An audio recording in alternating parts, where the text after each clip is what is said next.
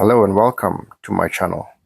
Today we're diving into the world of southern comfort food with a delicious recipe for shrimp po' boy sandwiches. Trust me, you're gonna love this one. Here with the ingredients: half a cup of mayo and half a teaspoon of mustard. I'm using grainy mustard, 1 spoon of hot sauce and a teaspoon of Worcestershire sauce. A quarter teaspoon of dried garlic powder, Creole seasoning to taste. I'm using half a teaspoon. Onion powder, chopped parsley, tomato and lettuce, hoagie sandwich bread, and I'm using peeled deveined shrimps. The size here is 16-20 and I'm using around 7 to 8 shrimps per sandwich. For the breading station, flour for dusting, seasoning, I'm using quarter cup of each all-purpose flour, cornstarch, 1 egg, some water and some panko crumbs.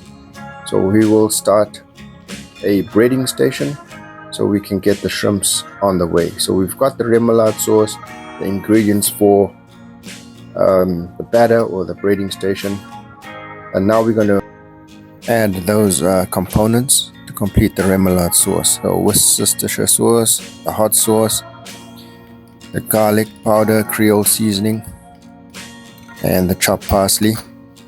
I have a video on how to make the Creole seasoning in the playlist.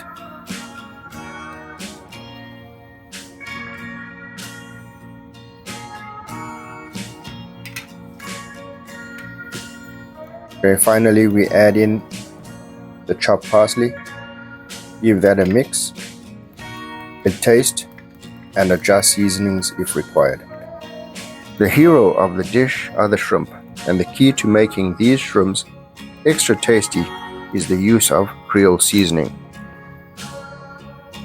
So flavor is one, and the other aspect is the crunchiness of the shrimp, the breading that we use, and the way we cook it. I'll be showing you all of this. You can also add a little bit of lime juice as I've done here for that lovely balanced flavor. It brings out all the other components of the dish. Let's make the batter and start by whisking the egg.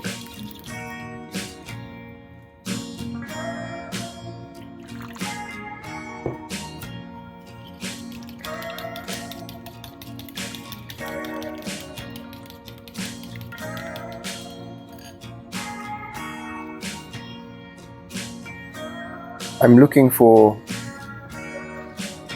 a light consistency on the batter. Not too thick or too light is the key. Just something that will perhaps coat the back of a spoon nicely. And I'm adding it in stages: flour and water. So the flour and the cornstarch is mixed together here. As you can see, I'm gradually adding it one at a time, and I'm going from flour to water to get a nice smooth consistency. You may not require all the flour, but have enough batter to complete the dish.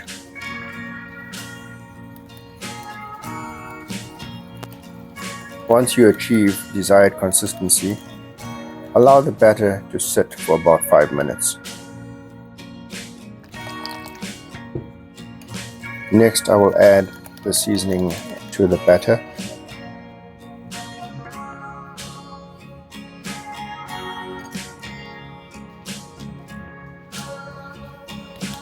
Keep in mind, when you allow the batter to sit, it will thicken slightly.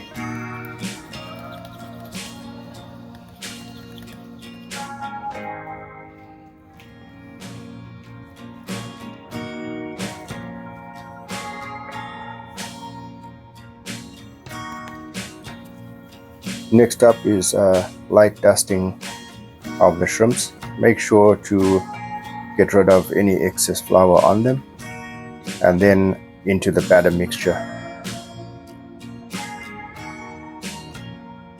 If you're doing a bigger batch, you can always use a sieve and get rid of excess flour that way. I chose to use panko breadcrumbs for that extra crunch or texture on the shrimp. Some people may not want to do that, but I think it makes it really interesting. And just a tip, if you keep your hands clean, this way when braiding you get a better product because your fingers aren't clumped with batter or flour, and your product will be a lot neater and it'll look more professional that way. So this is quite a small batch, so I'm just going to use my fry pan. Make sure the oil is at the right temperature, around 350 degrees Fahrenheit, and carefully place your shrimp in until golden brown. You may need to turn them, and make sure there's enough oil to cover the shrimps and keep the shrimps at least floating. That way it's not touching the bottom of the pan and collecting other bits of debris, hence making your product look burnt and unappetizing.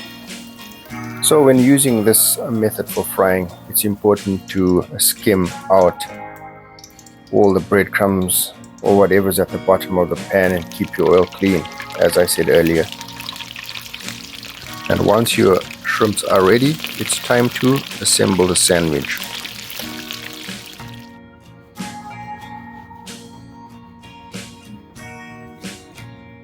Perhaps not shown here in the video, I lightly toasted the bread before assembly. You can see the light grill marks on the bread. Now we layer the remoulade sauce and the lettuce on the bread, and this will provide a cool, crisp contrast to the hot and spicy shrimps that we've just made. So with the shrimps being quite large, I want to apply both sides of the bread with our remoulade sauce. This will help to give a nice moist mouthfeel to the sandwich without having dry bread and dry shrimps, difficult to swallow. Okay, lettuce goes on,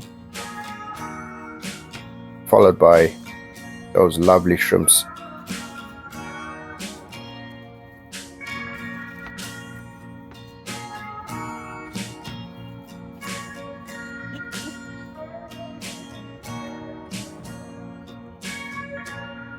Next, some slices of tomato.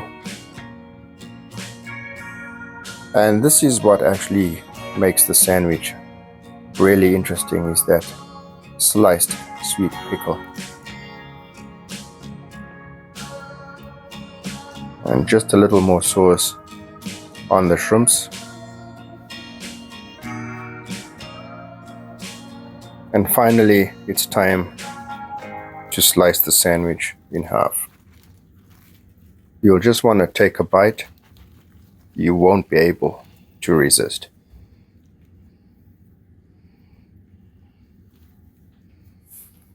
Let's take a closer look.